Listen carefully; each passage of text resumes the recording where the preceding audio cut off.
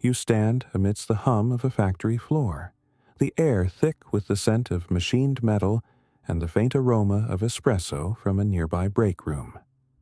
Sunlight streams through grimy windows, illuminating dust motes dancing above intricate machinery. It's 1988 in Emilia-Romagna. The rhythm of production is constant, a testament to Italian ingenuity. This isn't just a factory, it's a living organism, fueled by family pride and a currency that, despite its quirks, always seemed to bend to the nation's will. The Lira, ever present, allowed Italy to dance on the edge, always finding a way back, always keeping its goods competitive, securing jobs, and preserving a unique way of life. A comforting illusion, you might say, but a powerful one nonetheless. Before we dive deeper into this intricate story, tell us, where in the world are you watching from? Your perspective is part of this global conversation. That scene, vibrant with confident purpose, might feel like a distant memory now. Perhaps it even feels like fiction, a romanticized glimpse into a bygone era of effortless prosperity. But you must understand, it is not fiction. It is consequence. The world you inhabit today, with its economic anxieties and the gnawing feeling that something fundamental has shifted, is a direct, logical outcome of choices made in those seemingly stable times. We are not merely recounting history. We are unraveling a chain of events that reshaped a nation and, by extension, offers a profound lesson for us all. The comfortable belief that things would always work out, that ingenuity alone could defy gravity, held a hidden cost. In this video, we will meticulously dissect how Italy, a nation once synonymous with vibrant industry and a unique cultural resilience, found itself trapped in an economic quagmire. You will discover why its chronic stagnation isn't a random twist of fate or a series of unfortunate events, but the predictable result of a specific economic legacy colliding with an unforgiving new reality. Few dare to speak of this truth with the clarity it demands, because it challenges comfortable narratives and exposes uncomfortable truths about political expediency and structural oversight. We will illuminate the precise mechanisms that led to this decline, revealing a universal lesson about the perils of unaddressed systemic flaws. If you appreciate deep dives into complex topics that mainstream narratives often shy away from, hit that subscribe button now.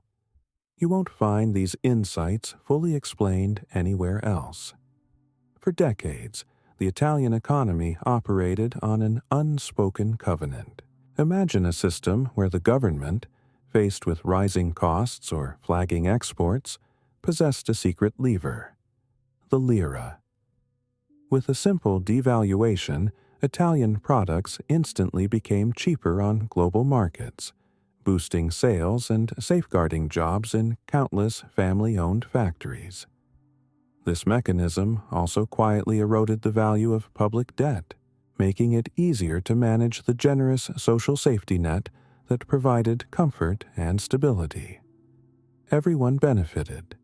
Workers saw their jobs protected, businesses maintained competitiveness, and politicians avoided the painful reforms that might upset the delicate social balance. The implicit promise was clear: work hard, trust the system, and your future, like the nation's, would be secure, adaptable, and uniquely Italian, regardless of any deeper inefficiencies. This unspoken covenant was the bedrock of lives like Marco Rossi's. Marco, a meticulous industrial engineer in his early 40s, embodied the national pride of Italian craftsmanship. Each morning, he'd walk into the Emilia-Romagna factory, the same one his father had worked at, a profound sense of purpose guiding his steps. His job was to optimize, to refine, to squeeze every ounce of efficiency from the machines that produced high-precision mechanical components. He believed in merit, in the power of diligent effort, and in the promise that his hard-earned engineering degree would secure a stable, upwardly mobile future for his 2 children, just as his parents had secured for him. He was the system's ideal citizen, a testament to its apparent strength. Marco, like millions of Italians, lived within this comfortable, predictable rhythm, confident that his dedication would yield tangible rewards. He saw the lira's flexibility not as a symptom of underlying issues, but as a clever, uniquely Italian solution, a testament to the nation's ability to always find a way.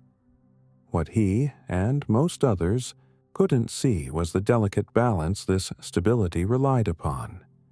The constant devaluations were not a sign of strength, but a perpetual deferral of necessary, painful decisions.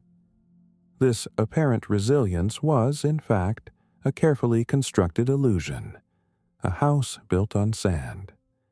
Soon you will witness how this seemingly robust foundation was not merely cracked, but fundamentally removed, revealing the true, unforgiving architecture beneath. You might recall the collective sigh of relief, perhaps even a surge of national pride, when Italy decisively moved towards adopting the euro. It wasn't merely a change of currency. It was presented as a modern, rational leap into a stable, prosperous future. The architects of this grand design, a blend of eager politicians and technocratic visionaries, spoke of anchoring Italy firmly within the heart of Europe, shedding the volatile legacy of the lira. This wasn't seen as a gamble, but as an inevitable evolution, a necessary step for a nation aspiring to true economic maturity.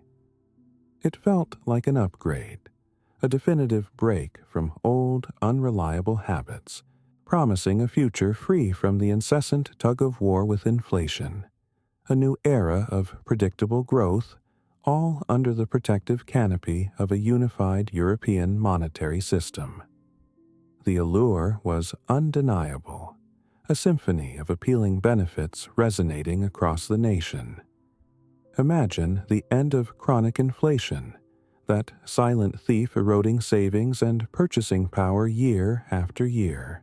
Picture lower interest rates, a boon for businesses seeking capital to expand and for families dreaming of home ownership. Envision transaction costs vanishing overnight, streamlining trade and making Italy a more attractive hub for investment. Beyond the tangible, there was the powerful symbolism, full integration into the European project, a badge of economic credibility. The unspoken, yet deeply held, belief was that this external discipline, this rigid new framework, would finally force the structural reforms that Italy's domestic political landscape had historically proven incapable of delivering on its own. It was a bet on forced betterment. Yet, beneath this gleaming veneer of progress, a profound structural error lay dormant, a ticking time bomb waiting for the very stability it sought to achieve. You must understand, the constant devaluations of the lira were never the root cause of Italy's economic woes. They were merely a fever-reducing palliative, a symptom of deeper chronic ailments. Think of it: a persistent drag of low productivity, a labyrinthine bureaucracy that choked innovation and entrepreneurial spirit, and a rigid labor market that stifled dynamism, especially for its youth. These were the true diseases. The lira's flexibility, while seemingly a national strength, had in fact masked these deep-seated weaknesses, allowing them to fester unaddressed for decades, creating a false sense of adaptability. The nation had become adept at adjusting the external symptom, never truly confronting the internal pathology that demanded radical cure. The miscalculation, then, was immense, a gamble where the stakes were nothing less than the nation's future economic vitality. Italy entered a rigid monetary union, effectively removing its historical pressure valve without first curing the underlying disease of its structural inefficiencies. Imagine a patient undergoing surgery to remove a persistent fever, only to find the underlying infection, masked by the fever, now raging unchecked and far more dangerous. The moment Italy traded its monetary sovereignty for the perceived stability of a fixed exchange rate, the logic of its historical economic system began an irreversible failure. This decision fundamentally altered its ability to adapt, to compete, and to thrive in an unforgiving global marketplace, transforming a flexible shield into a binding straitjacket. Marco Rossi, immersed in the daily rhythm of his factory, remained largely oblivious to the seismic shift occurring at the macro level. For him, the euro's arrival brought a certain quiet relief, an end to the dizzying fluctuations he'd grown accustomed to. He still believed in the unwavering power of Italian ingenuity, in the meticulous optimization of processes that was his life's work. His commitment to efficiency intensified, a silent battle against rising global competition. Yet, a subtle dissonance began to creep in. The factory's profit margins, despite his best efforts, felt tighter. The familiar ease of securing new export contracts seemed to wane, replaced by an inexplicable growing resistance in the market. The system, once a predictable engine, now felt like it was silently straining. The first cracks, faint but discernible, appeared not as dramatic ruptures, but as a subtle erosion of the implicit promise. Marco noticed that even with the same diligent effort, the same late nights spent perfecting production lines, the rewards felt less certain. The expected upward trajectory for his career, the comfortable stability he had envisioned for his children, now seemed less assured. His factory, once able to effortlessly undercut competitors through devaluation, now found itself in a brutal, head-to-head fight on price and efficiency, a fight it wasn't fully equipped for. He attributed these growing pressures to intensified global competition, a natural evolution of the market, rather than a fundamental flaw in the new economic architecture. The effort equals reward equation, a bedrock of his professional life, was starting to falter. The error invisible at that moment, once a whisper, began to gain volume. The decision to embrace the euro, seemingly so rational, was now revealing its hidden cost. Companies like Marco's, accustomed to the lira's adaptive shield, were suddenly naked in the global marketplace, their underlying inefficiencies exposed to the harsh glare of fixed exchange rates. What once felt like a clever national strategy, the flexibility of the lira, was now a vanished recourse. The very fabric of their competitive advantage had been silently, irrevocably removed. Marco witnessed his factory having to cut costs in ways previously unimaginable, pushing the limits of innovation not for growth, but for sheer survival, a desperate scramble to maintain relevance in a newly unforgiving environment. This wasn't merely a bump in the road, it was the slow, almost imperceptible tightening of a structural vice. The initial euphoria of Eurozone entry, the promise of stability, was quietly giving way to a gnawing uncertainty. The system that had always, somehow, delivered on its promises, protecting jobs, maintaining competitiveness, securing futures, was now failing to do so, subtly undermining the very foundations of lives like Marco's. The problem was no longer a matter of isolated market fluctuations or temporary setbacks. It was becoming clear, though still unarticulated, that something fundamental had shifted. The engine itself, once humming with adaptable purpose, was now sputtering, constrained by a new reality it was never designed to navigate. The devaluation habit of the Lira era, a convenient fiction, had accumulated into a dangerous systemic tolerance for inefficiency. You see, facing chronic low productivity and escalating public spending, Italy had, for decades, chosen the path of frequent lira devaluations. This wasn't a strategic masterstroke, but a palliative, offering an immediate yet superficial advantage. Italian exports became cheaper, boosting sales in the short term, and public debt could be partially inflated away. This created a perverse incentive, systematically masking the urgent need for genuine structural reforms in competitiveness, bureaucracy, and labor. It actively discouraged painful but necessary productivity-enhancing investments, fostering a national tolerance for inflation and inefficiency. The human impact was insidious. Workers saw nominal wage increases, but little real purchasing power growth, while businesses avoided tough strategic decisions by simply relying on the next devaluation. This wasn't merely a bump in the road. It was the slow, almost imperceptible tightening of a structural vice. The initial euphoria of Eurozone entry, the promise of stability, was quietly giving way to a gnawing uncertainty. The system that had always, somehow, delivered on its promises, protecting jobs, maintaining competitiveness, securing futures, was now failing to do so, subtly undermining the very foundations of lives like Marco's. The problem was no longer a matter of isolated market fluctuations or temporary setbacks. It was becoming clear, though still unarticulated, that something fundamental had shifted. The engine itself, once humming with adaptable purpose, was now sputtering, constrained by a new reality it was never designed to navigate. The devaluation habit of the Lira era, a convenient fiction, had accumulated into a dangerous systemic tolerance for inefficiency. The decision to embrace the euro, then, was akin to removing the patient's fever reducer without curing the underlying infection.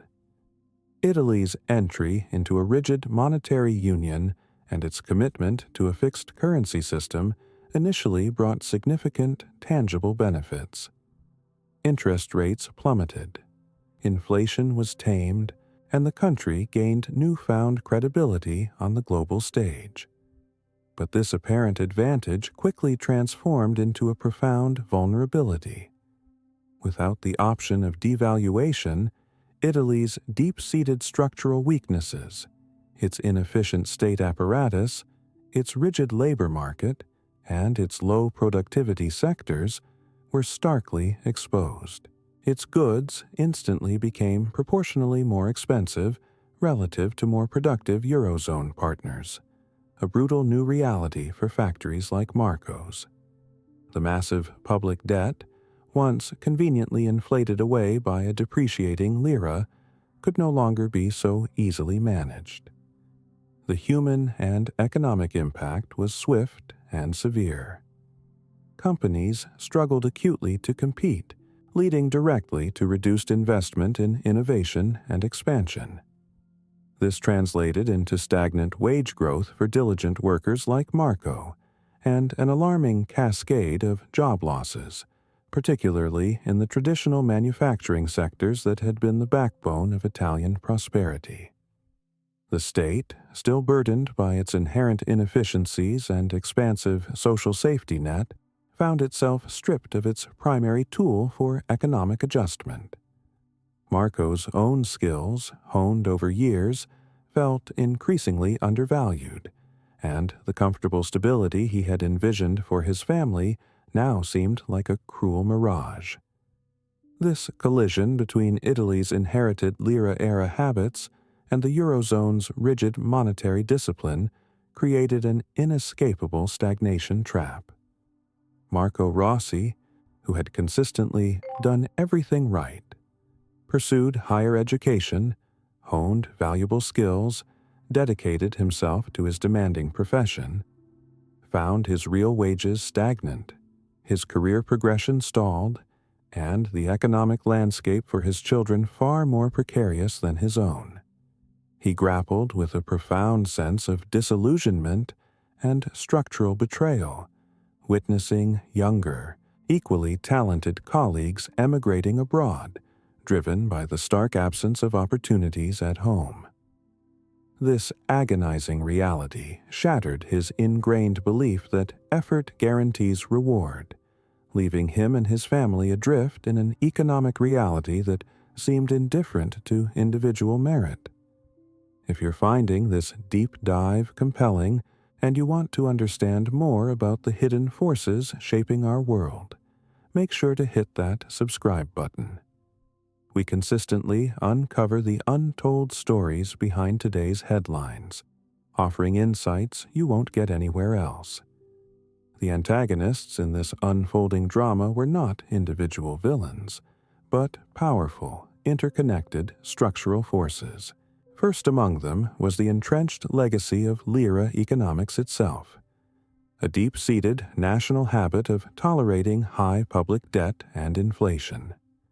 This was perpetuated by political incentives that consistently favored short-term electoral gains over difficult, long-term structural reforms, fostering a culture of fiscal indiscipline that became almost impossible to break. Then there was the pervasive bureaucracy and inefficient public administration, a labyrinthine, opaque, and slow-moving state apparatus that actively choked entrepreneurship and deterred essential foreign investment. It acted as a constant, heavy drag on national productivity, consuming vast resources without delivering adequate public services. Next, consider the rigid labor market regulations. While seemingly designed to safeguard existing workers, these overly protective laws severely impeded companies' ability to adapt, innovate, and hire new talent. They stifled dynamic growth, disproportionately marginalizing younger generations and hindering job creation, creating a chasm between the protected and the precarious. Compounding these issues were the disconnected political elites, a class frequently engrossed in internal power struggles and patronage networks. They consistently failed to articulate or implement a coherent, long-term economic vision necessary for national transformation, prioritizing self-preservation over national prosperity. These forces, individually potent, became devastating when combined. Finally, the unforgiving constraints of the Eurozone itself, while providing monetary stability, proved to be a double-edged sword. This rigid framework irrevocably removed Italy's historical tool of devaluation, exposing its deep-seated structural weaknesses to intense global competition without the necessary monetary levers for rapid economic adjustment.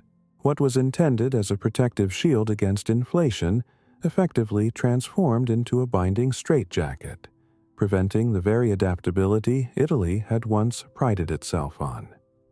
These structural antagonists, operating not with malice but with the cold logic of economic systems, cumulatively undermined Italy's economic vitality, pushing it inexorably towards a critical juncture from which escape would become nearly impossible. The true point of no return, then, wasn't a single catastrophic event, but rather a critical failure to act during a crucial window. The period immediately following Italy's adoption of the euro, roughly from 2002 to 2008. This was a unique, golden opportunity, provided by lower interest rates and newfound monetary stability, to launch an aggressive, comprehensive, and politically courageous program of structural reforms. This would have entailed radical cuts to public bureaucracy, significant liberalization of its rigid labor markets, substantial investments in innovation and education, and a credible, binding plan for rapid public debt reduction. These were the decisive actions that could have re-engineered the nation for its new reality. However, these vital actions were not taken. Political incentives remained stubbornly short-sighted, focused on maintaining fragile coalitions and avoiding unpopular measures that might upset the delicate social balance. The initial euphoria of Eurozone entry and the temporary comfort of lower interest rates fostered a collective complacency, postponing the painful but vital choices that demanded immediate attention. There was a profound collective failure to recognize that removing the lira's pressure valve demanded an immediate and fundamental overhaul of the underlying economic engine. The cost of this lost opportunity was immense.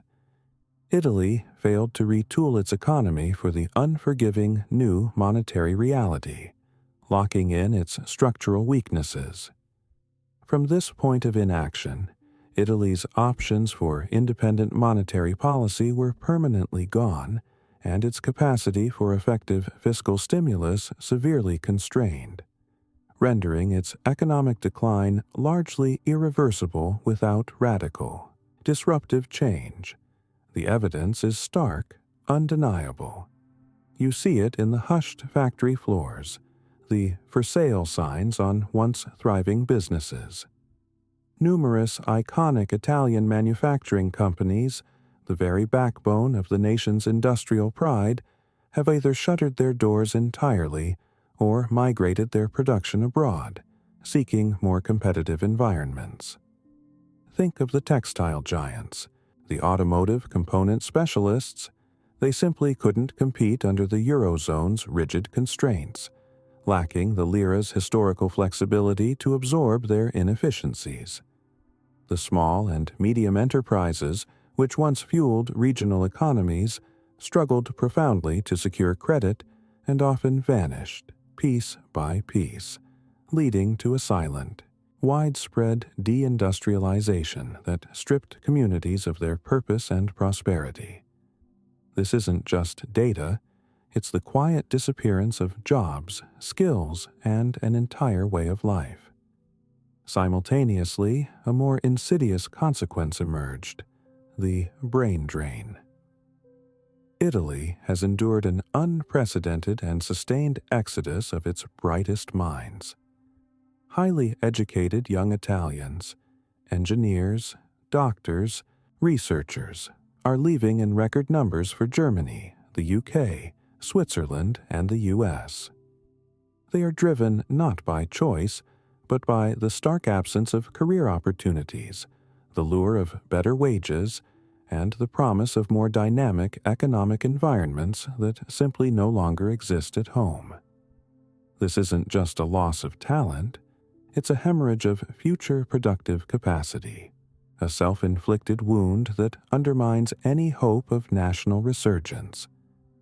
Official economic data confirms this grim reality, consistently placing Italy at the very bottom of Eurozone productivity growth for 2 decades, with real wages barely moving. The impact of this stagnation reverberates through every household. Average real wages for Italian workers have remained stubbornly flat, a stark contrast to the significant gains witnessed in their Northern European counterparts. For families like Marco Rossi's, this translates directly into a tangible decline in living standards, where disposable income struggles to keep pace with even modest increases in the cost of living. The promise of upward mobility, once a given, has evaporated. This decline hasn't been uniform, however. The economic gap between the more productive, export-oriented North and the struggling state-dependent South has widened dramatically. The South, already burdened by inefficiency and a lack of competitive industries, has suffered disproportionately from the pervasive lack of growth, becoming even more reliant on diminishing state transfers, deepening the national divide. Even the foundational pillars of society are crumbling. Despite high taxation, Italy's public services, once a source of national pride, now show clear signs of chronic underinvestment, decay, and alarming inefficiency. Healthcare systems strain under the weight of underfunding. Educational institutions struggle to adapt to modern demands, and critical infrastructure, from roads to digital networks, lags behind its European peers. This erosion further diminishes the quality of life for every citizen and actively hinders the nation's long-term productive capacity, trapping it in a cycle of decline. These are not isolated incidents. They are the manifest symptoms of a systemic failure, the undeniable proof that the thesis we laid out is not merely academic, but a lived, painful reality for millions. If you found this deep dive into Italy's economic transformation compelling, and you want to understand the hidden forces shaping our complex world, hit that subscribe button now. We consistently uncover the untold stories behind today's headlines, offering insights you won't get anywhere else, explaining and connecting the structural shifts that will define tomorrow. If this trajectory continues unchecked, Italy faces a future of permanent economic marginalization within Europe and globally.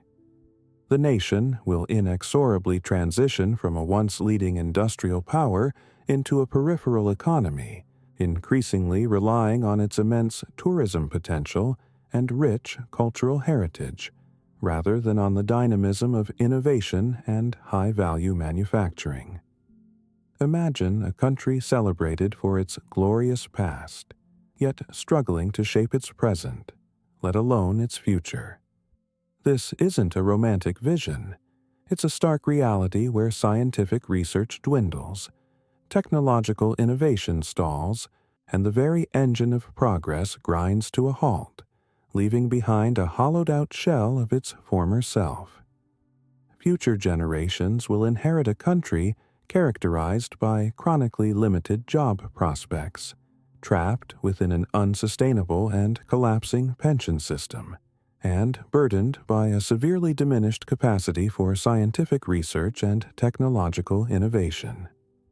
The historical social contract, once built on the promise of upward mobility and abundant opportunity, will fray further, leading to increased social instability, an accelerated demographic decline, and a deepening sense of national disillusionment.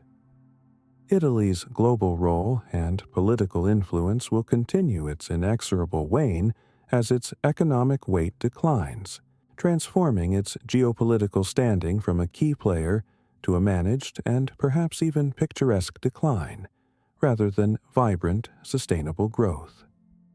This story, then, is far more than a chronicle of Italy's economic struggle. It is a potent, universal case study.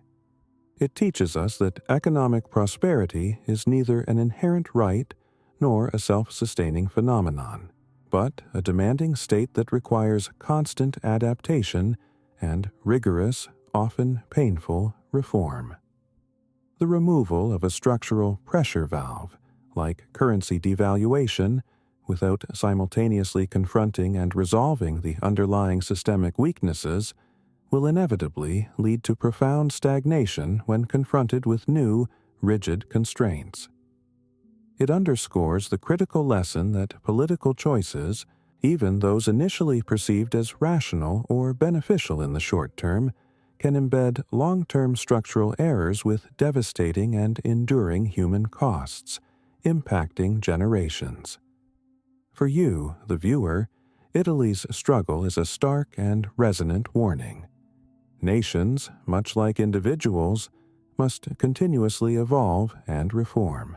Unaddressed historical legacies and convenient fictions ultimately erode a society's capacity to thrive in an ever-changing and unforgiving global landscape. The comfortable narratives of the past, left unchallenged, become the chains of the present, binding a nation to a fate it never truly chose. The past, in its unchallenged habits and unfulfilled promises, can indeed dictate a nation's future, long after its symbols have faded into memory, leaving behind only the echoes of what might have been.